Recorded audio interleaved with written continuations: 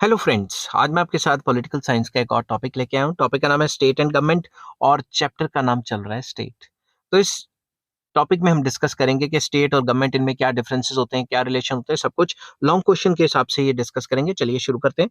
In common use we do not make any distinction between state and the government and we make the use of both interchangeably. Common language में state और government में हम कोई difference नहीं करते और दोनों को एक दूसरे की तरह ही यूज करते हैं। Louis 14 the king of France use to say that I am the state. Louis जो फ्रांस के किंग थे वो कहते थे भाई मैं ही स्टेट हूँ। समझ के बात, मतलब मेरे पास ही सारी पावर है। In fact he meant that he was the government and he had all the powers of the government. वो ये बताना चाहते थे कि वही स्टेट के जो हैं हेड है, वही गवर्नमेंट है और सारी गवर्नमेंट की पावर्स उन्हीं के पास हैं। But in the 17th century John Locke, जो कि काफी फेमस स्कॉलर हुए, an English philosopher, made distinction between the state and the government, and in these days we accept a clear distinguish between the two। उन्होंने John लोक ने state और जो government है उनके बीच में डिफरेंस बताए थे और आज के टाइम में भी हम ये डिफरेंस को मान्यता देते हैं। But before discussing their distinctions we should know the meaning of both. एक दूसरे के डिफरेंस बताने से पहले हमें पता तो होना चाहिए ना स्टेट क्या होती है और वो क्या कहते हैं गवर्नमेंट क्या होती है। तो meaning of the state is a community of people who have settled permanently on a fixed portion, possessing an organized government and are free from all types of internal and external control। जैसा कि मैंने पिछली videos में भी आपको बताया है कि स्टेट क्या है, कम्युनिटी ऑफ पीपल है, मतलब पॉपुलेशन होगी कम्युनिटी ऑफ पीपल, वो एक परमानेंट जगह पे रहते हैं, मतलब उनके पास टेरिटरी है और वो पोजेस करते हैं ऑर्गेनाइज्ड गवर्नमेंट, मतलब उनकी गवर्नमेंट भी है और उनके ऊपर कोई इंटरनल एक्सटर्नल दबाव या प्रेशर नहीं है, मतलब उनके पास कंप्लीट सॉवरेनिटी है, तभी स्टेट मानी जाएगी। फिर पेपर में अगर आप एक डेफिनेशन भी लिख देंगे तो वो भी बहुत अच्छा होगा। तो गार्नर की डेफिनेशन है, according to Garner, the state as a concept of political science and public law is a community of persons. Community of person मतलब पॉपुलेशन है, मोर और less numerous, permanently occupying a definite portion of territory, मतलब एक particular portion of territory उनके पास है, independent और nearly so of external control and possessing an organized government, government भी है और वो इंडिपेंडेंट है, मतलब सॉवरेनिटी है। फिर लिखा है government to which greater body of inhabitants render habitual obedience. तो जो भी सरकार के, जो भी विद इन द स्टेट रहते हैं वो हैबिचुअल ओबीडियंस लेते हैं, मतलब वो सरकार की बात मानते हैं। सिंपल वर्ड्स में गार्नर ये कहा है कि भाई एक पॉपुलेशन होगी, पर्टिकुलर पर्टिकुलर एरिया में रहती होगी, गवर्नमेंट होगी, सॉवरेनिटी होगी और गवर्नमेंट की बातें माननी जानी चाहिए। ठीक है। बोल बोल के गला बैठ जाता है, कंटिन्यूटी में 3-4 वीडियोस बनाई हैं इसलिए। ठीक है। मीनिंग ऑफ गवर्नमेंट, गवर्नमेंट का मीनिंग क्या है? Government is an agency of the state which expresses and implements the will of the state. Government एक ऐसी एजेंसी है जो स्टेट की मर्जी को लागू करती है और स्टेट की मर्जी को इम्प्लीमेंट करती है। According to Garner, government is an agency और machinery through which collective will of the people or state may be formulated, expressed and executed। तो गवर्नमेंट एक ऐसी एजेंसी है जिसमें जो कोलेक्टिव विल है उसको एनफोर्स किया जाता है, फॉर्मुलेट किया जाता है, एक्सप्रेस किया जाता है। ठीक है, तो गवर्नमेंट के थ्रू ही सरकार काम करती है। नेक्स्ट, अकॉर्डिंग टू विलोगबे, अलग अलग प्रोनाउंसिएशन हो सकती है। By the term government is designated organization of the state, the machinery through which the purpose is formulated and executed। तो सिंपल वर्ड्स में गवर्नमेंट एक ऐसी मशीनरी है जिसके थ्रू जो स्टेट है उसकी जो मर्जी है, विल है, वो फॉर्मुलेट की जाती है और एग्जीक्यूट भी की की जाती है। अब जब भी आपको पेपर में आएगा स्टेट एंड गवर्नमेंट, तो सबसे पहले आपने दोनों का मीनिंग लिख लिए, बाद में आपने डिफरेंसेस लिखने हैं या डिस्टिंक्शंस लिखनी है। समझ के बाद, डिफरेंसेस या distinctions, following are the distinctions between the state and the government. इनमें जो फर्क है, डिस्टिंक्शंस हैं, वो हम फॉलोइंग तरीके से डिस्कस करते हैं। Number 1, government is an element of the state. Government state का एक पार्ट है, एक एलिमेंट है। ठीक है, गवर्नमेंट स्टेट से ऊपर नहीं चली जाती। We know it quite well that four elements, that is population, fixed territory, government and sovereignty, are needed to constitute a state, and state cannot exist in the absence of any one of these.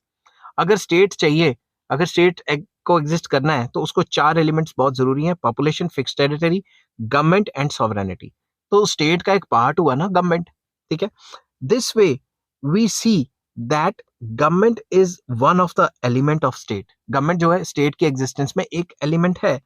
As we know, the human body is made up of different parts and no single part is complete body. तो अकेली state होने का मतलब ये नहीं है कि पूरी की पूरी बॉडी हो गई है। अकेली स्टेट होने का मतलब ये नहीं है कि पूरा का पूरा क्या कहते हैं वो हो गया है, क्या कहते हैं पूरा का पूरा मतलब स्टेट के अंदर गवर्नमेंट आ जाती है। गवर्नमेंट अगर अकेली होगी तो इसका मतलब ये नहीं होगा कि पूरी की पूरी गवर्नमेंट के होने से ही सारे का सारा जो काम है वो कंप्लीट हो गया, ठीक है। स्टेट एक अलग चीज है। जो स्टेट है वो कंपोनेंट है किसका, मैं उल्ट पुल्ट बोल रहा हूँ, कोई सामने से आ गया था। जो गवर्नमेंट है उसी के अंदर स्टेट आ जाती है। स्टेट जो है वो गवर्नमेंट के बगैर नहीं हो सकती, ठीक है। स्टेट का पार्ट है गवर्नमेंट, और गवर्नमेंट के बगैर स्टेट को सोचा भी नहीं जा सकता। तो इसमें इस पॉइंट में ये लिखा है कि government is an element of state. Government का जो स्कोप है वो छोटा है और स्टेट का जो स्कोप है वो काफी वाइड है, ठीक है। Similarly government is one organ of the state and not complete state, ठीक है। तो हमारे हाथ में जैसे जैसे हमारे बॉडी पार्ट्स हैं, हमारा हाथ है तो हमारा हाथ पूरी हमारी बॉडी थोड़ी ना है। तो सिंपल वर्ड्स में यही कहेंगे कि भाई गवर्नमेंट जो है वो स्टेट का एक कंपोनेंट है, तो गवर्नमेंट का स्कोप स्टेट से कम पड़ जाता है। Fix territory is essential for the state not for the government. ये बड़ा इंटरेस्टिंग है कि जो फिक्स टेरिटरी है वो स्टेट के लिए तो इम्पोर्टेंट है मगर गवर्नमेंट के लिए इम्पोर्टेंट नहीं है। इसको कैसे एक्सप्लेन करना है? Fix territory is essential element of the state, state के लिए बहुत जरूरी है। So long as people led life of nomads roaming from one place to another, the state did not come into existence. लोग nomads की तरह घूमेंगे कभी एक जगह दूसरी जगह तीसरी जगह, तो स्टेट थोड़ी ना बनेगी। But when the people settle down permanently on one place, this became first step towards the establishment of state. अब लोग एक पर्टिकुलर जगह पे रहना शुरू कर देंगे तो वो एक फर्स्ट स्टेप बन जाएगा स्टेट के एग्जिस्टेंस होने का। Till 1948, Jews had no state of their own because they did not have any fixed territory. तो ज्यूज का 1948 तक कोई फिक्स टेरिटरी नहीं थी, तो उनका स्टेट नहीं माना जाता था। When in 1948 they settled down at a particular portion of territory in West Asia, then the state by the name of Israel came into existence. जब वो एक जगह सेटल हो गए 1948 में तो जो एग्जिस्टेंस आई उस स्टेट की। But fix territory is not essential for government. Government के लिए फिक्स टेरिटरी जरूरी नहीं है। Before the birth of Bangladesh, example दे रहा हूं, बांग्लादेश के बर्थ होने से पहले in December 1971 it had its government working at some secret place. उन्होंने अपनी गवर्नमेंट बनाई हुई थी, सीक्रेट जगह से चला रहे थे अपने rules regulations. But after the establishment of Bangladesh on December 16, 1971, the government started working in Bangladesh and there were so many such examples कि अगर किसी पर्टिकुलर जगह पे जो सरकारें चल रही हैं उनके पास अपना एरिया नहीं है फिर भी सीक्रेट जगह से सरकारें चलाई जा रही हैं, समझ की बात। तो इस पॉइंट का कंक्लूजन ये है कि फिक्स टेरिटरी स्टेट के लिए बहुत ज्यादा जरूरी है मगर गवर्नमेंट चलाने के लिए फिक्स टेरिटरी कभी कभी नहीं चाहिए होती, वो बिना फिक्स टेरिटरी के भी चल जाती है, ठीक है। थर्ड पॉइंट आ जाता है इसका, state is sovereign, government is not. State के पास सॉवरेनिटी है, गवर्नमेंट के पास नहीं है, समझ के बात। Sovereignty is the essential element of the state which provides uniqueness to the state.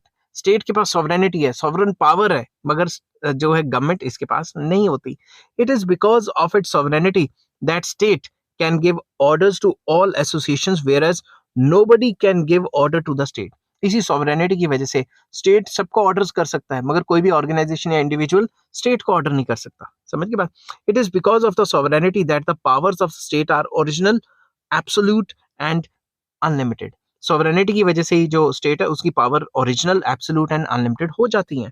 In comparison to it there is no such power of the government, rather the government gets its power from the state and it is bound to make use of these powers according to the wishes of the state.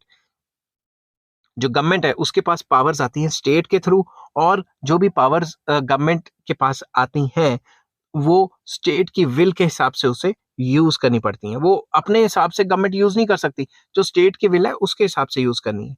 The government can increase the government can increase and decrease the powers of the शुरू से बोलता हूँ, the state can increase और decrease the powers of the government and can take these back also. जो state है, जो जो country है, वही गवर्नमेंट को पावर देगी और उसी रूल्स रेगुलेशंस के हिसाब से जो गवर्नमेंट को चलना पड़ेगा, और गवर्नमेंट से वापस पावर भी ली जा सकती है और नए टाइप की गवर्नमेंट भी इस्टेब्लिश की जा सकती है। तो इस पॉइंट में बता रहे थे कि स्टेट के पास तो सॉवरेनिटी है, गवर्नमेंट के पास सॉवरेनिटी नहीं है। गवर्नमेंट को सारी पावर्स मिलती हैं स्टेट के through.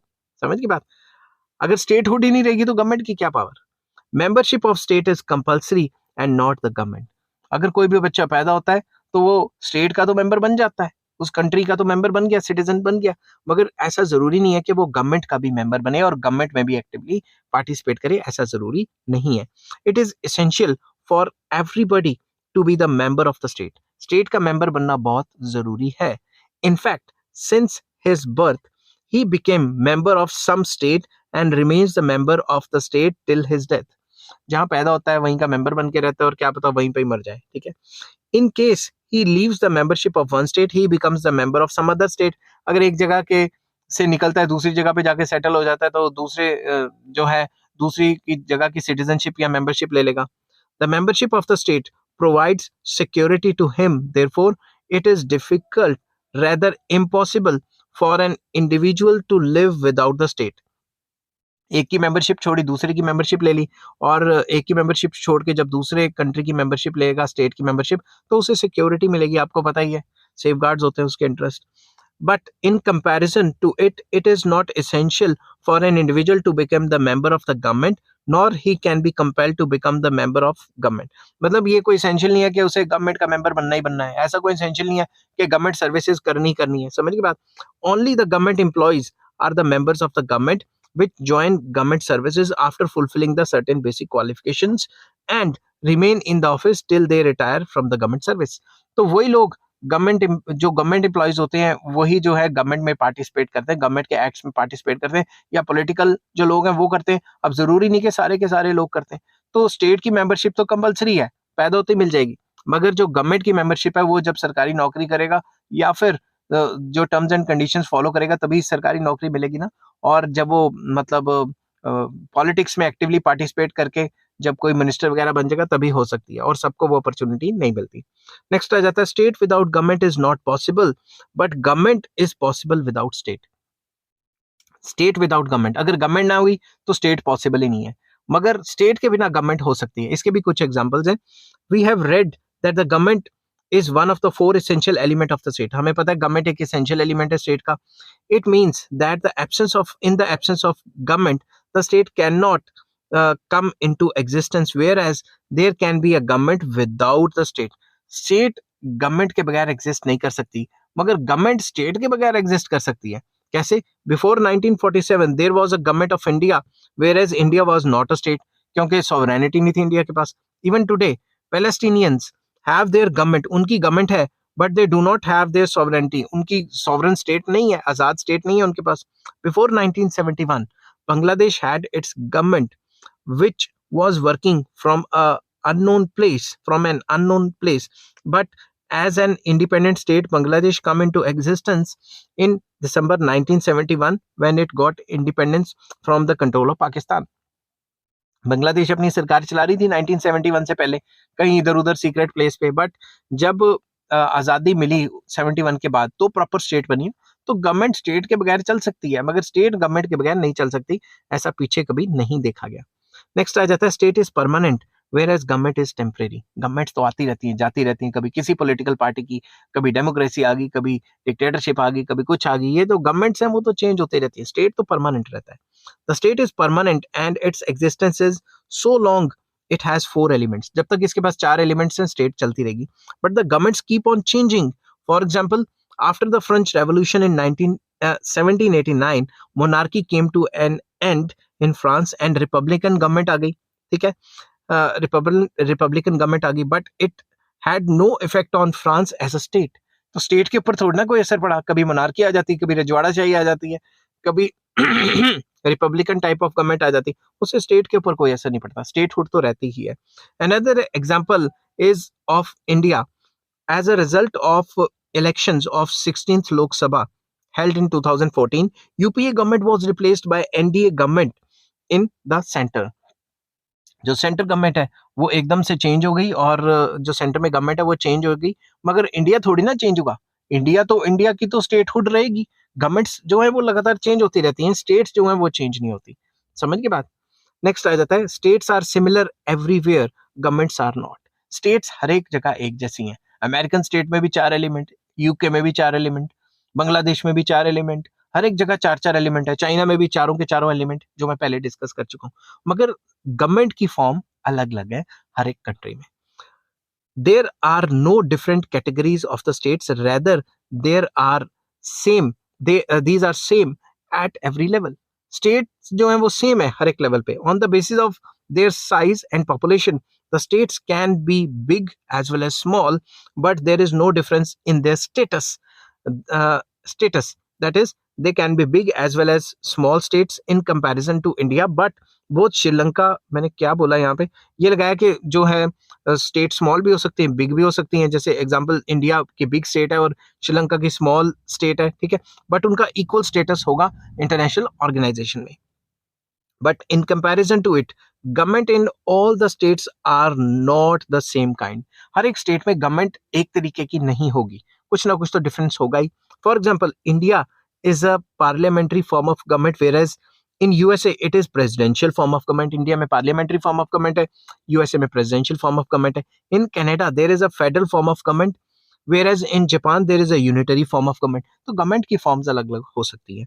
In many countries there are democratic governments, whereas in other countries there can be undemocratic governments। जैसे अरब कंट्रीज में अभी तक राजे महाराजे चल रहे हैं, समझ की बात। और जब तक उनके पास तेल है तब तक अमेरिका सपोर्ट करेगा, जिस दिन तेल खत्म हो गया उस दिन आपको पता है ह्यूमन राइट्स के नाम पे वो घुस जाएगा, ठीक है। The governments also keep on changing from time to time. Government तो लगातार चेंज होती रहती है, गवर्नमेंट में चेंजेस आते रहते हैं, स्टेट लगातार रहेगी, ये इस पॉइंट का मेन फोकस है। State is abstract, government is concrete. State एक एब्स्ट्रैक्ट है, एक फीलिंग है, उसको महसूस कर सकते हो, मगर गवर्नमेंट तो कंक्रीट है, उसको तो देख सकते हो। जब गवर्नमेंट के कामकाज चल रहे होते हैं, गवर्नमेंट ऑफिसेज हैं, उन सबको तो देख सकते हो। There is no fix place, no fix form of state. State की जो है कोई भी फिक्स फॉर्म नहीं है, therefore it can not be seen. State को देखा नहीं जा सकता, महसूस किया जा सकता है। It is a feeling which can only be visualised.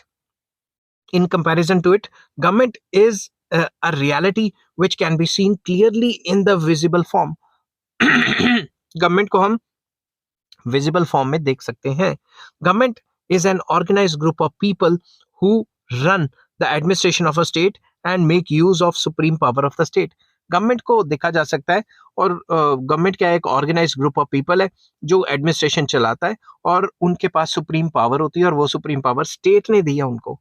To get our different works done from time to time, we met different government officials, interact with them, see the government changing। Simple words में अगर हमने अपनी रोजमर्रा की जिंदगी में कोई ना कोई काम करवाना है तो हम लॉट्स ऑफ गवर्नमेंट ऑफिशियल्स को मिलते हैं और उनसे काम भी करवाते हैं। तो वो गवर्नमेंट एक कंक्रीट फॉर्म है, मगर स्टेट एक कंक्रीट फॉर्म नहीं है। इस पॉइंट का फोकस ये था। नेक्स्ट आ जाता है, state is a master and government is a servant. State एक मास्टर है, मालिक है, और गवर्नमेंट उसका नौकर है। गवर्नमेंट को क्या करना है, स्टेट को चलाना है। समझ के बाद, स्टेट जैसे करेगी वैसे काम करना है। State is a master and government is its servant, ये तो सबको पता ही है। As a servant had to obey the orders of his master, similarly the government has to obey the orders of its master which is state. जो state कहेगी उस हिसाब से गवर्नमेंट को चलना चाहिए, अगर नहीं चलेगी तो अगली बार लोग वोट ही नहीं डालेंगे।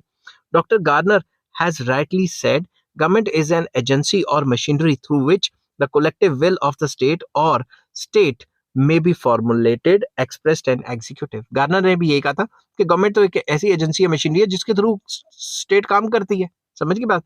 while expressing the similar views, Professor Lasky said it exists to carry out the purpose of the state. It is not itself the supreme coercive power, it is simply the mechanism of administration which gives effect to the purpose of that power. Simple words में कि जो state है वो सारी की सारी powers जो है वो गवर्नमेंट और एडमिनिस्ट्रेशन की पावर्स गवर्नमेंट को दे देती है, ठीक है ना। तो सारा का सारा ओवरऑल तो जो स्टेट है वो ऊपर रहती है और जो गवर्नमेंट है वो उसको सुपरसीड करती है, मतलब उसी की बातें आके मानती है। अगर वो पावर ही ना देना चाहे तो नहीं बन सकती बात उसकी।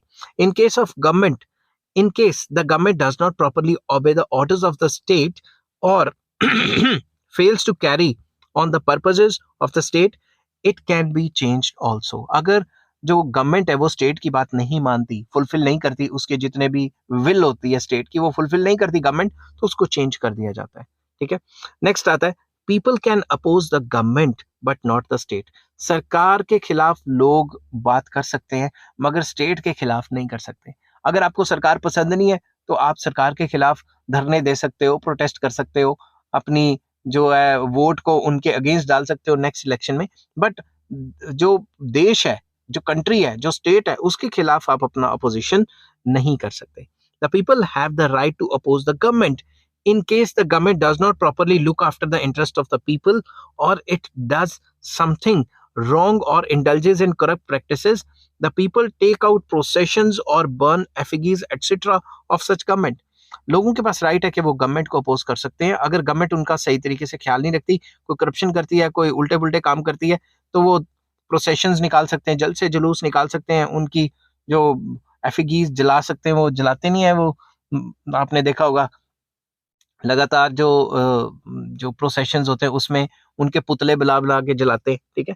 In spite of this, if the government does not improve then the people have every right to change the government। अगर फिर भी गवर्नमेंट नहीं सुधरती तो नेक्स्ट इलेक्शन में वोट किसी और को डाल देंगे। In comparison to it the people do not oppose the state because opposition of state is their own opposition। अगर वो स्टेट को अपोज करेंगे तो मतलब वो खुद को अपोज कर रहे हैं, तो स्टेट को कोई अपोज नहीं करता। In fact the state is non doer and he who is non doer can not be held responsible for any action. State क्या है? स्टेट थोड़ी ना कोई काम कर रही है, सरकार काम कर रही है, तो सरकार की अपोजिशन हो सकती है, स्टेट की अपोजिशन नहीं हो सकती। नेक्स्ट आ जाता है point, state includes whole of the population whereas government does not. State में तो सारे बंदे आ जाते हैं, गवर्नमेंट में तो वही बंदे आ जाते हैं या जो मतलब मिनिस्ट्री में है, गवर्नमेंट का काम कर रहे हैं या सरकारी नौकरियां कर रहे हैं वगैरह वगैरह। All the people living in the state are the members of the state and they owe their loyalty towards the state and the state protects the interest of all। जो भी लोग स्टेट के अंडर रहते हैं वो सारे जो state के मेंबर्स बन जाते हैं और स्टेट के लिए लॉयल रहते हैं और स्टेट भी उनके इंटरेस्ट को प्रोटेक्ट करती है। In comparison to it all the people living in the state are not the members of the government. सारे लोग जो स्टेट में रहते हैं वो गवर्नमेंट के मेंबर थोड़ी ना होते हैं। The government includes only those who makes policies, enforce policies and administer justice. तो जो सरकारी कामकाज में हेल्प करते हैं वही सरकार के मेंबर होते हैं, समझ की बात। In simple words only those people are the members of the government who run the administration of the state, जो सरकार के एडमिनिस्ट्रेशन को चलाने में हेल्प करते हैं। कंक्लूड करते हैं इस टॉपिक को, बड़ा हो गया। After reading the views written above we come to the conclusion that there are wide differences between state and government। state और government में काफी ज्यादा differences हैं, but in spite of this it is very difficult to separate these two from one another। फिर भी इनको अलग अलग देखना जो है काफी मुश्किल हो जाता है। state needs an organization or a tool to get its policies implemented and this organization or tool is government। सरकार को अपने काम, स्टेट को अपने काम करवाने के लिए कोई ना कोई ऑर्गेनाइजेशन चाहिए और ये ऑर्गेनाइजेशन और कोई नहीं होगी बल्कि गवर्नमेंट ही होगी। आई होप ये वीडियो आपको पसंद आई होगी। अगर पसंद आती है तो please like, share and subscribe. इस चैप्टर के सारे लिंक्स आपको डिस्क्रिप्शन में मिल जाएंगे। Take care, bye bye.